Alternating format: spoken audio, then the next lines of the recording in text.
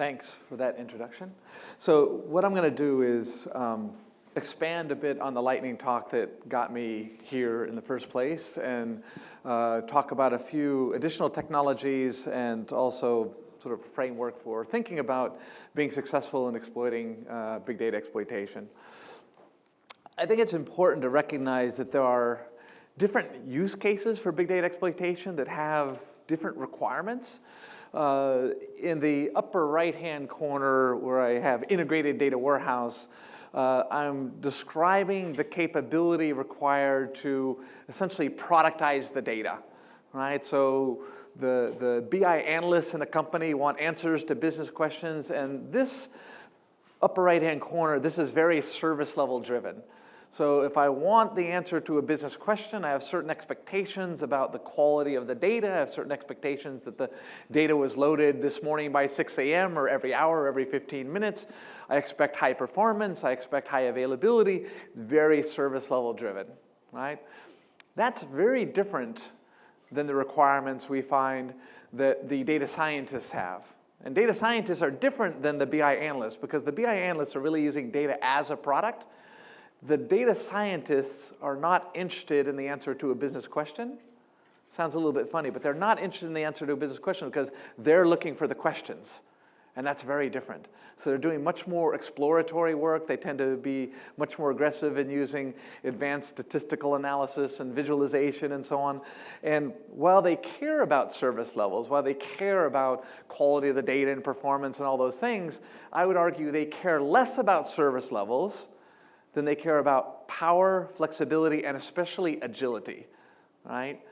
If you look at the amount of work, effort, time it takes to get data into the data as a product infrastructure, it's not unusual that it would take 90 days to bring data in. You do an integrated data model, you do data quality certification, you make it auditable, you do all those things. If it takes 90 days to get new data into the sort of data R&D part, you're dead, right? 90 minutes, I want 90 minutes, not 90 days. So as a data scientist, I need to be able to self-provision the data into that environment, and I want to be able to use capabilities that go beyond just SQL processing. SQL is great, we like SQL, but it's not enough. We want to be able to do graph processing and text processing and advanced statistical analysis and other things that go beyond just pure SQL processing.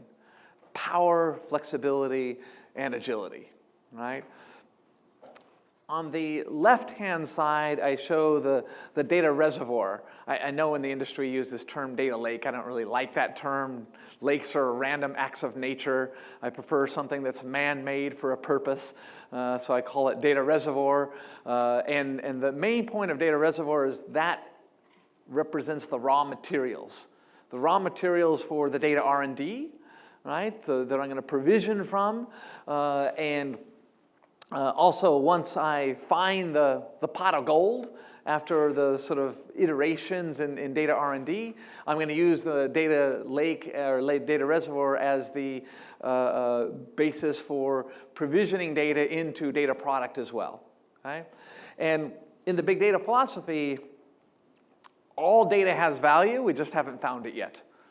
So if you throw it away, you can never find it, so we should keep all data forever in the data reservoir. Now, all in forever is relative to your budget, of course, but one of the key criteria to be successful with the data reservoir is we need to be very low cost per terabyte, and we also need to be able to support not just traditional record-oriented data, but also sort of non-traditional data, right? So those are the two criteria.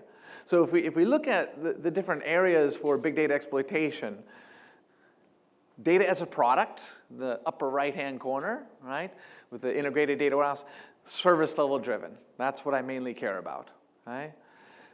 The bottom right, data R&D, that's about power, flexibility, and agility, right? On the far left, the data reservoir, that's about low cost per terabyte and support for multi-structured data, right? Very different criteria. And of course, they all have to play together, and it's one ecosystem. Oliver talked about this yesterday in terms of this ecosystem concept, and we'll come back to it. Now, this talk, at least in the title, is about technologies for successful exploitation, but I think it would be remiss to leave out governance, because I think we, at these conferences, talk a lot about the technology, and we don't talk about the hard stuff, which is the governance part. So I'm going to have a few words at the end about governance as well, but mainly focus on the technology.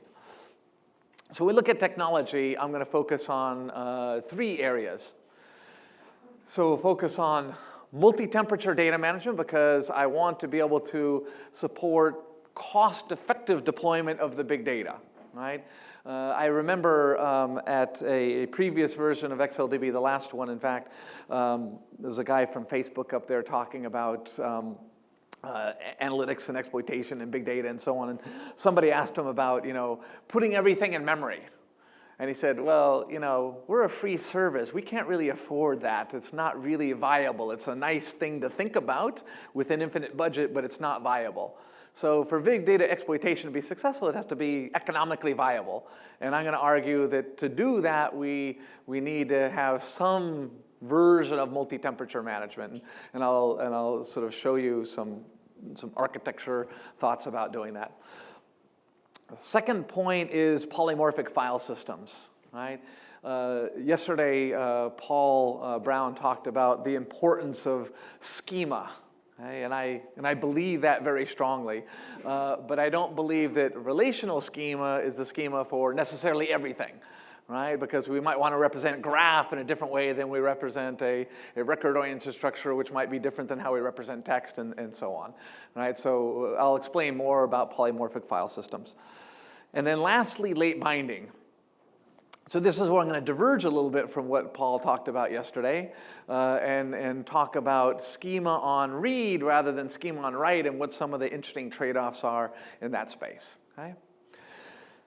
So on the first topic, multi-temperature data management, it's very clear that the desire for data and faster data outpaces Moore's law, right? So going back to the Facebook talk from the previous XLDB about putting everything in memory, right? In the industry, there are some who talk about put everything in memory because the cost of memory is going down, and it is, right? About 30% every 18 months, cost of memory drops, and that compounds. So that's gets cheap fast when you compound 30%, and yet the people that talk about this are usually in marketing, not in engineering.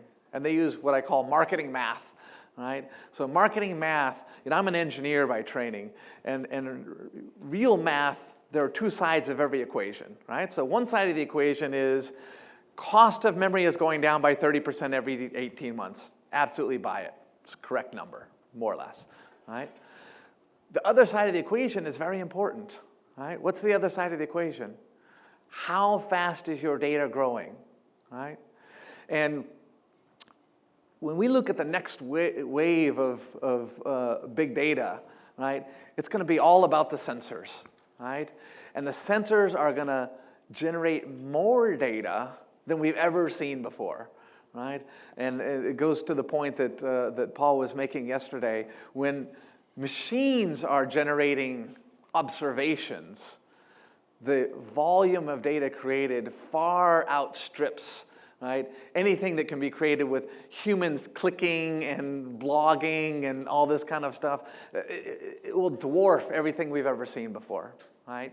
And so with that volume of data, right, that's going to be created, there will be data created at a much higher rate than the cost of memory is going down.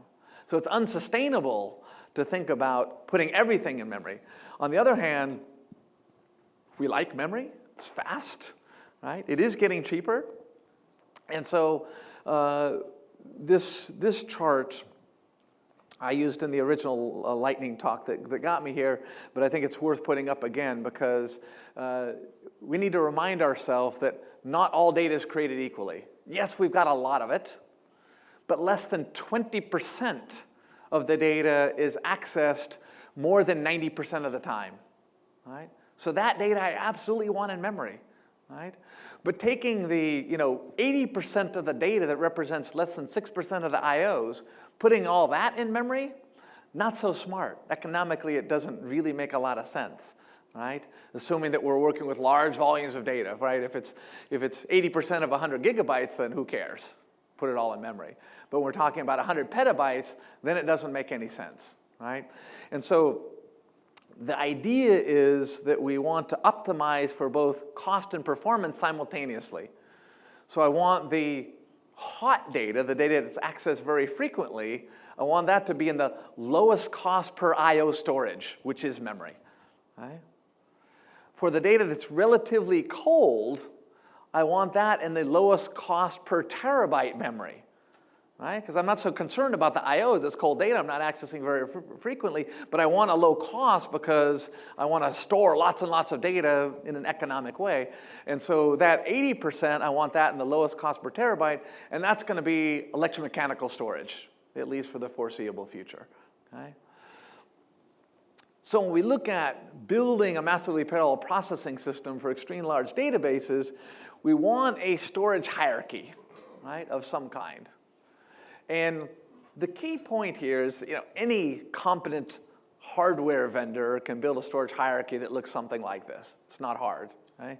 The hard part is not the hardware, right? So when I was at MIT, the person that I learned a lot from architecture about, he would say in class,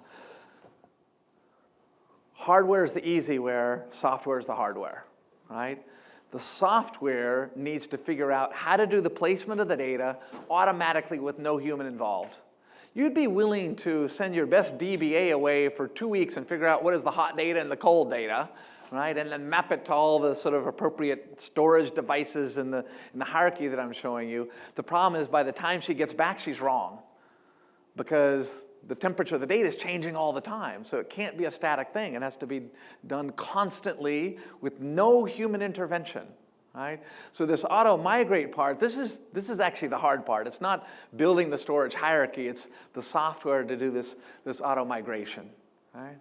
No hands migration, no hands optimization. And this storage hierarchy that I'm showing you, it's going to change over time. It already has changed. The fiber channel drive's obsolete, I would argue. I know you've got a lot of them in your data center today, at least some of you do, but this is obsolete technology. The price performance doesn't justify its existence anymore, and it will go away, right? And today, this flash memory is in many cases deployed as solid-state disk drives.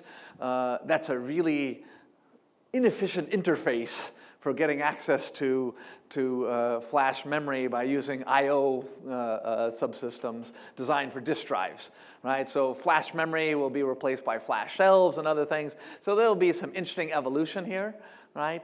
And the ratio of in-memory and flash memory and electromechanical drives, this is going to depend on the cost per terabyte and the cost per I/O, and it will change over time as the economics evolve, and that's great, right? And we should be able to deploy in appropriate ratios based on where the economics are at a particular time. So in the future, we'll have these storage hierarchies, and they'll be managed automatically, but there will still be, I'll say, special cases where you'll have niche performance requirements, right? So extreme performance appliance, you might have something 100% in memory because it's a relatively small amount of data, and you want very high performance at any cost, and it's fine, right? And so there will be 100% in memory, right? Or at least memory and flash together. And then there'll be data that you just don't care about performance, but you want to keep it all forever, and so cost per terabyte is the main driver, right? And so that will be the extreme data appliances. And so there'll be combinations of these things. And then it comes to the ecosystem about how to sort of make them work together, et cetera. Okay? The second technology that I want to talk about is polymorphic file system. Right? So polymorphism, this is a It's a funny word, right? Even if English is your first language, it's a funny word. It means that you can change shapes to adapt to new situations, right?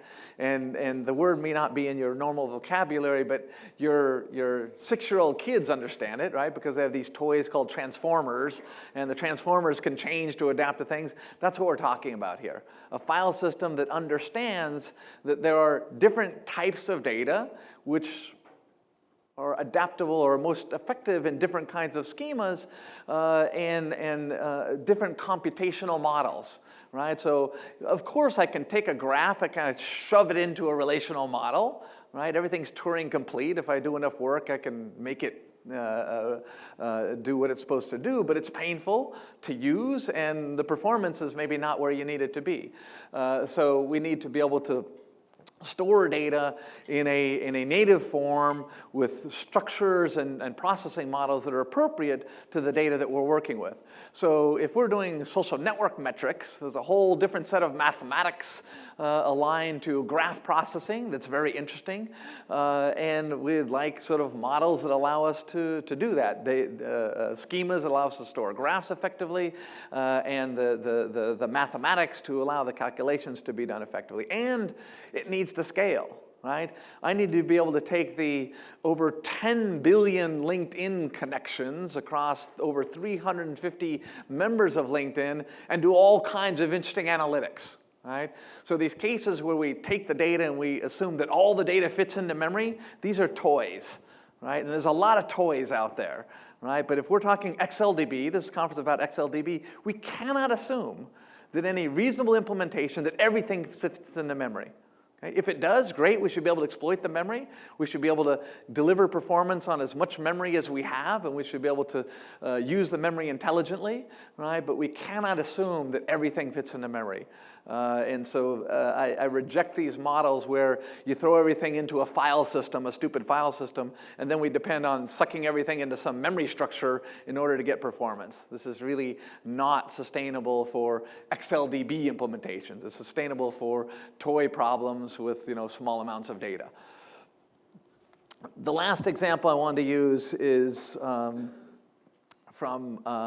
is around late binding and taking a very simple example of weblog data, right? So this example looks very ugly, right? And you say, there's no structure in that. But if you were an Apache weblog expert, you would say, actually, there's a ton of structure in that. You just have to look closely, right? And if we were to use traditional ETL processing, we would map all of those fields with an ETL programmer sitting next to an Apache weblog expert, and we would map it into this structure, something like this, right? The problem is that every day someone's changing their mind about adding new tags to the website and collecting new data and alter table and reloading tables and all this kind of stuff. It's just too ugly. It's just too ugly. And as soon as you have to ask a DBA to do anything, it's too slow. Right? Not slow computationally, but slow process-wise, right?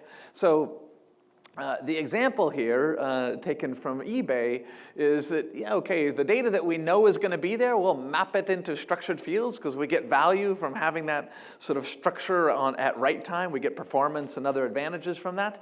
But there's some stuff that I just don't know what's going to be tomorrow. So I'm just going to throw it into a CLOB, a character large object, and I'll go figure it out later. At read time, at query time, right? And nowadays, I'd probably throw it into some kind of a JSON structure, some variation on that, right? And then I'll go manipulate that and pull out the data that I want at query time, right?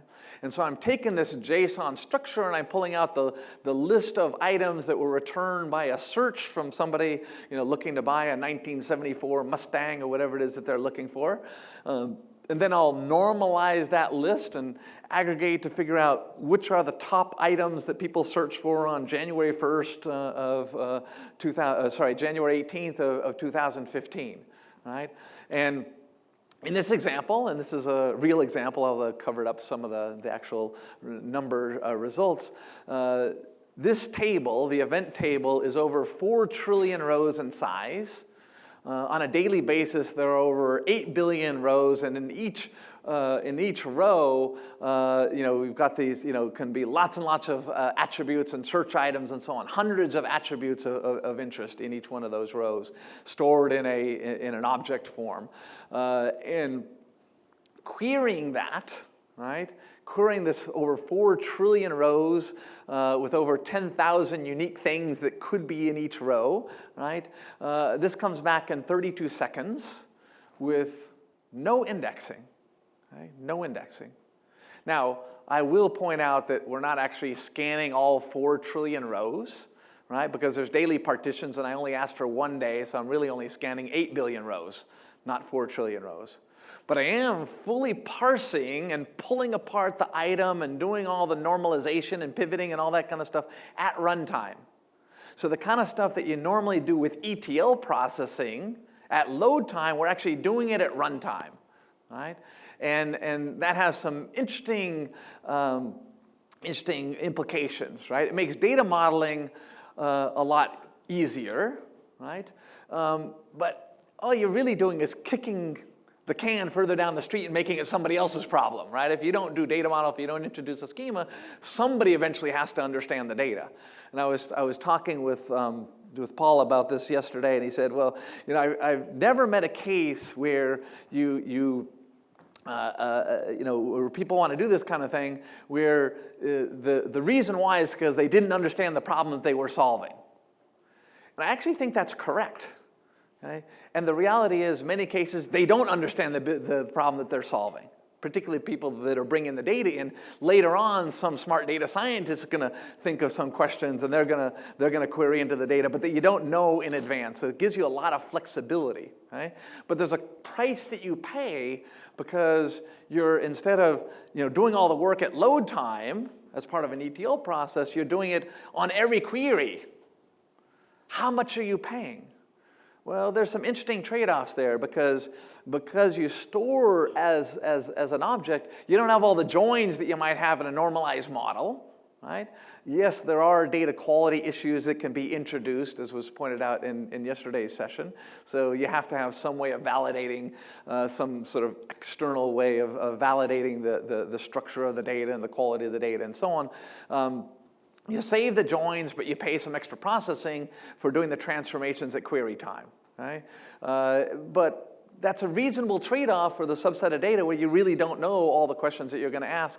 And depending on the efficiency of the JSON implementation and so on, you can probably get that down to double-digit percentage differences, right? I mean, if it's 10 times the price, then clearly you're not going to do it. Right? But if it's 20% trade-off for that extra flexibility, then you probably are going to do it. Then that's a reasonable trade-off. Okay? The biggest problem on this schema on read versus schema on load, if we do the schema on load, the BI tools that are out there in the marketplace, they generally understand what to do with the data. They can generate SQL or JSON path or whatever. Schema on read, the BI tools today, they don't know how to deal with it. Right? And so you end up writing the code yourself or embedding crafted stuff into the BI tool in such a way that you're really not using a point-and-click interface for getting access to the data. Now, the data scientists probably don't care because those graphical user interface tools, those are like training wheels, don't need it, right? But if you want to productize this stuff and you want it sort of accessed by the masses, then you need the BI tools to work more effectively. So just a couple of words on governance before I close out, right? This comes from the work from the Jim Gray on fourth paradigm, sort of based on his lectures and so on. There's a book written out of Microsoft which is downloadable and pretty interesting. And we talk a lot about capturing the data, right? So get all the data into the data lake, right? We talk about the analysis, right? Go get the value, right? We don't talk enough about the curation, right? So the curation part, where we, find the right structure, spend the time to figure out what schema makes sense, create the metadata, understand the lineage, all those kinds of things, we don't do enough there, right? And Gartner last month actually published a report suggesting that through 2018, 90% of all deployed data lakes will be useless because we're dumping data in, but we have no idea what the data is. We have no idea how to get the value out. Right? The chief technology officer for a very large North American bank, he told me in a conversation, we love Hadoop because we can store all data forever at a very low cost per terabyte. But we hate Hadoop because the only people that can get the data out are the people that put the data in, right? So we're creating these swamps, right? These data dumps that we're having a hard time getting the value out in a sustainable way, right? And so, managed means something like this. A lot of what's being built is stuff like this. Swamps that you would not want to bet your career on. Right, Hadump, I've sometimes heard people call it, right? Just dumping the data in with no curation, no metadata, no nothing, right? So curation is important. We need to know where the data came from. We can't just be writing a bunch of scripts and loading files into, some infrastructure, not keeping track of, what instrument created them and, what were the scales that were used to do the measurements and when was it done and who did it and all that. We need all that provenance, audit trail, lineage, whatever you want to call it, we need it. Because if we don't have the right information about how the data asset is created, then its value goes down because then the only person that will use it is the person that put it there because nobody else trusts it, right? And nobody else really knows, for which use cases it makes sense to leverage this data, right? And so basic questions of provenance, we're not very good at answering on a lot of data, particularly in the data lakes or data reservoirs out there, right? This is basic stuff, right? And I was at Informatica World last week, and one of the big topics of conversation was how to create a universal metadata catalog, right? How do we get that across the different technologies and so on? This is really important stuff. Right, and not enough people are spending the time to build out that capability. Right, we're spending a lot of time dumping data into Hadoop, right, because it makes us feel very important that we've got more petabytes than the guy next to us, right? But we're not actually investing in making that data usable. Right? And if we don't have the provenance, if we don't have the lineage, then it's very difficult to reproduce results.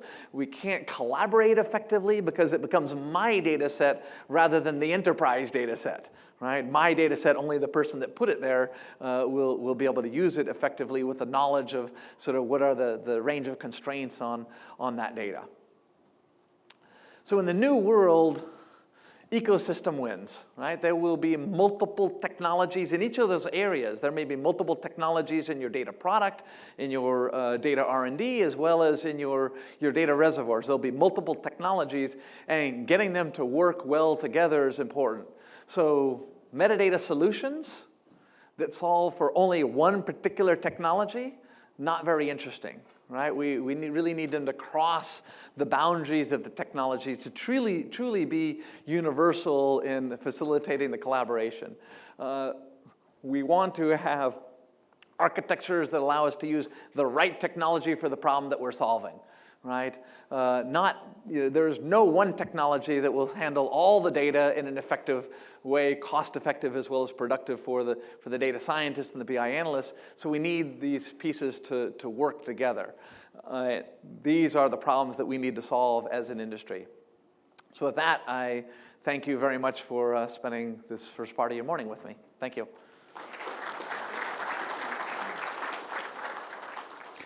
So we have a couple of minutes for questions. Are there any questions?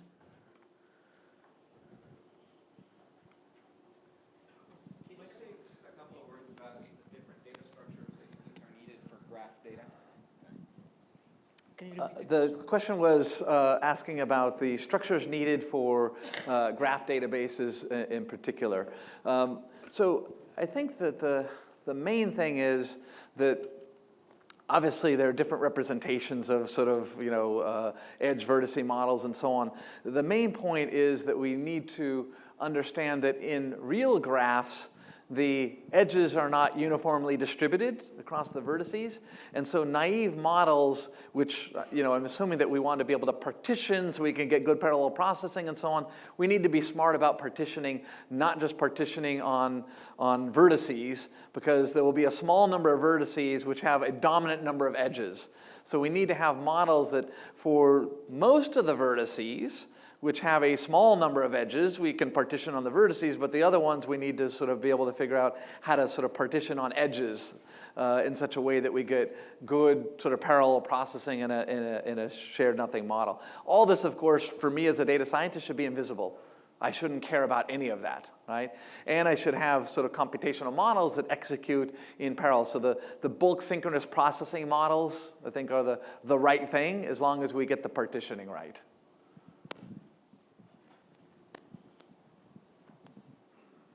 Got a question.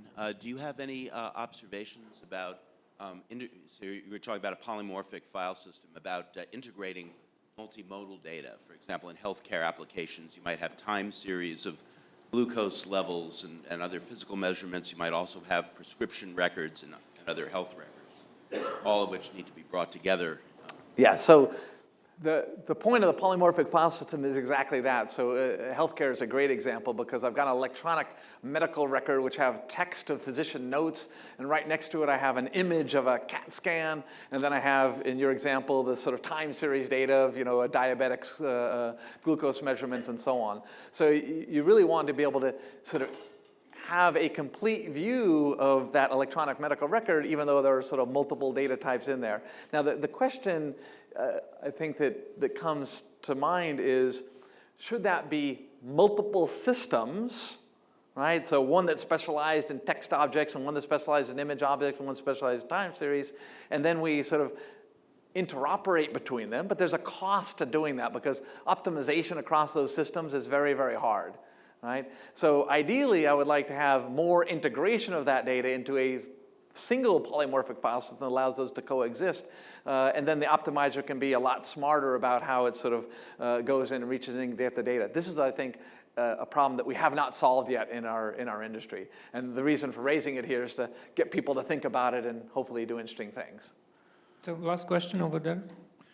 In the beginning, you mentioned that data scientists are not really answering the business questions, but they're looking for the questions that are not known. Can you elaborate a little bit more? Do you mean that they're actually formulating a bunch of hypotheses and trying to prove or disprove those, or? Yeah, so what do you mean? That bottom right-hand corner of the picture is the so-called data R&D. The data scientists are basically running experiments with the data to validate or not their hypotheses to see where the interesting stuff is. And so a data scientist will typically fail. 9 out of 10 hypotheses will be wrong, but they learn from each one and eventually you get to the pot of gold. So this fast iteration and agility is really, really important in being able to sort of try out new data. And I don't need the data to be perfect, and I don't need it to be fully modeled, because data scientists are usually technically savvy enough that they'll torture the data to get it to tell them what they need it to. And it doesn't need to be perfect. They just need to sort of get directionally correct on where are the interesting patterns and relationships in the data. And then when we productize it, we can worry about making it easier. Thank you very much. Thank you.